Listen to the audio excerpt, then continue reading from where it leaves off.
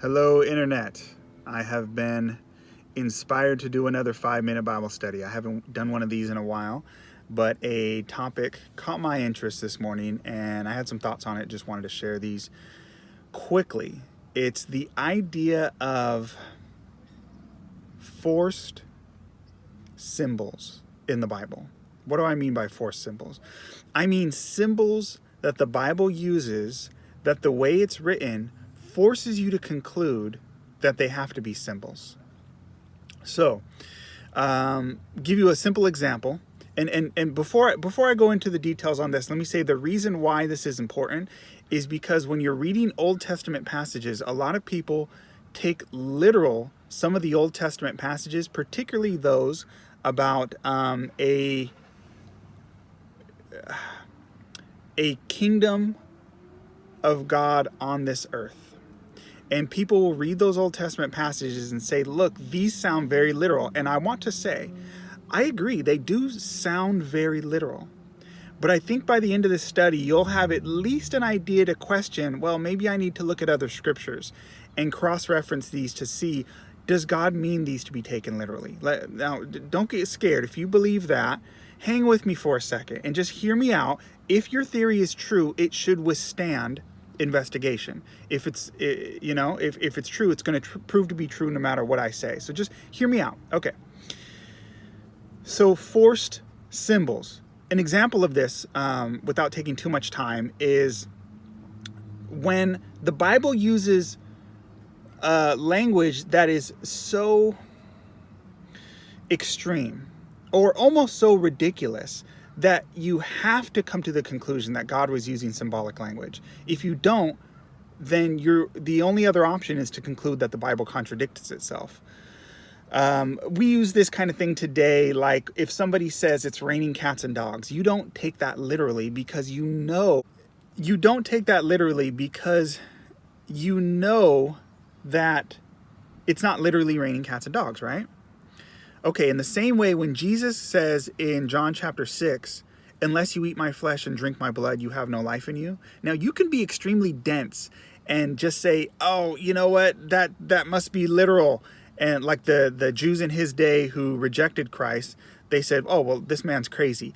But Jesus was obviously being symbolic. He even explains later that he was symbolic. So this is not meant to be taken literally. It's a very extreme statement. And it forces you to come to the conclusion that he was symbolic. Now, God does this in other ways where he uses terms, places, people that must be symbols, that have to be symbols. And if they are not symbols, then the Bible contradicts itself. Those are your two options. And so a smart man comes to the conclusion and says, God must have been using a symbol. Let me give you guys some examples on this. Okay, places.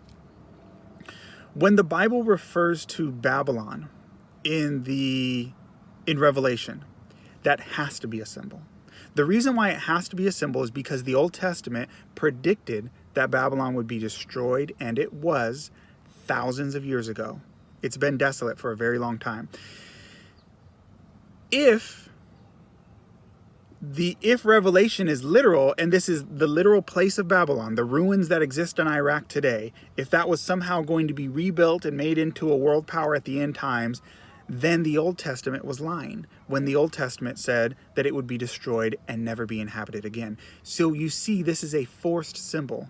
Revelation referring to something that we know has to be a symbol, or else the Bible's contradicting itself. The same thing with Edom. We're told that Edom in the Old Testament, I believe it's Ezekiel, would be, and Babylon is referred to in Jeremiah and Isaiah, that it would be never rebuilt again. Edom is referred to, I believe, in Ezekiel, where it says that it would be desolate. It would not be inhabited again. To this day, you can go to the ruins of Petra, the capital of Edom, and it's empty. Nobody lives there. There's ruins, you can see it, but it's not a world power at the end. So when end-time prophecy refers to Edom, you are forced to conclude this must be a symbol. It's not literal. The same thing of the New Jerusalem. When the New Testament refers to the New Jerusalem, it's referring to a place in heaven, not literal on this earth. It's very clear. And Jesus says, my kingdom is not of this world. Not of this world, right? It's not until he recreates this world, which is not going to be until after the second coming. So there is no, okay, well, we're getting besides the point. I'm going to give you guys more examples. So you say, all right, well, that was places. What about people?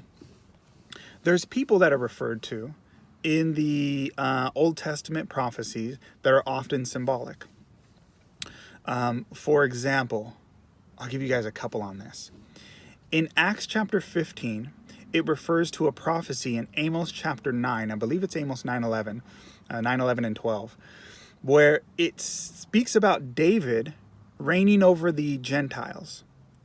But James, an apostle, a prophet, someone who got his information directly from God, that's a better source than any theologian, he takes this Old Testament passage in Amos and says it applies and is fulfilled in his day by the conversion of Gentiles and Jesus reigning in the New Testament church over Gentiles. So was it literal David reigning over a literal kingdom on this earth in Amos 9? No, that was meant to be symbolic. And it was symbolic of Jesus, not David.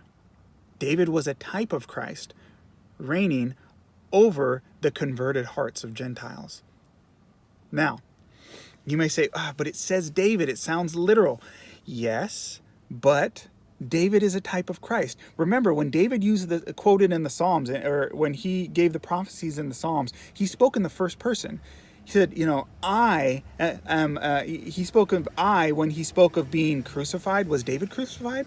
Was his hands and his feet pierced? No, but he spoke in the first person. He says they can count all my ribs. This is in the first person, but it was speaking of Christ. David was a symbol for Christ, and this is done often in the Old Testament. Let's see. Give you another example. Okay, literal person mentioned in the Old Testament, but it's a symbol. What about Elijah? Elijah was predicted to come before the first coming, right? That was in the Old Testament. It says, before the great day of the Lord, I will send Elijah the prophet. Did Elijah come before the first coming to prepare the way for the Lord? In a literal sense, was he the one who went around and started preparing the people of Israel? No. Who was that? It was John the Baptist. And the New Testament forces us to come to that conclusion because it says that John is Elijah who is to come. Not literally. Because what did John say when they asked him, are you Elijah? He said no. So it wasn't literal. But Luke tells us in the beginning, I believe it's Luke 2, it says that he would to come in the spirit and power of Elijah. John the Baptist was or Elijah was a symbol for John the Baptist. Okay, one more example. Rachel in the Old Testament. This is, I believe, in Matthew, at the beginning of Matthew. It speaks about a prophecy, and it talks about Rachel weeping for her children. And in the New Testament, it says this was fulfilled when the babies in Bethlehem were murdered, because Herod was looking for Christ and he killed a bunch of children. And it says Rachel weeping for her children. She refused to be comforted because they are not. Was that literal Rachel? No, Rachel was a symbol for the women in those days who also had their kids killed. So we see again and again people and places that sound in the Old Testament that they are meant to be literal. There is no hint in Malachi when it refers to Elijah, in Amos when it refers to David, and in the Old Testament, I forget which passage it is, which refers to Rachel. I believe it's in Jeremiah. When it refers to Rachel weeping for her children, it doesn't say, by the way, this is a symbol. This isn't literally Rachel. But the New Testament forces us to come to that conclusion, and other Bible passages force us to come to that conclusion.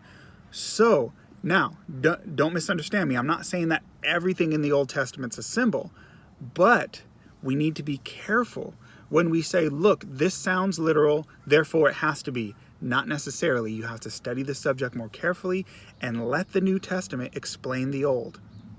When you do that, you will find that a lot of those Old Testament passages that seem problematic start to make a bunch of sense, because God wanted us to understand that it was a symbol and not meant to be taken literal. Hopefully this explains some stuff, and keep that in mind when people bring up the topic of end-time prophecy.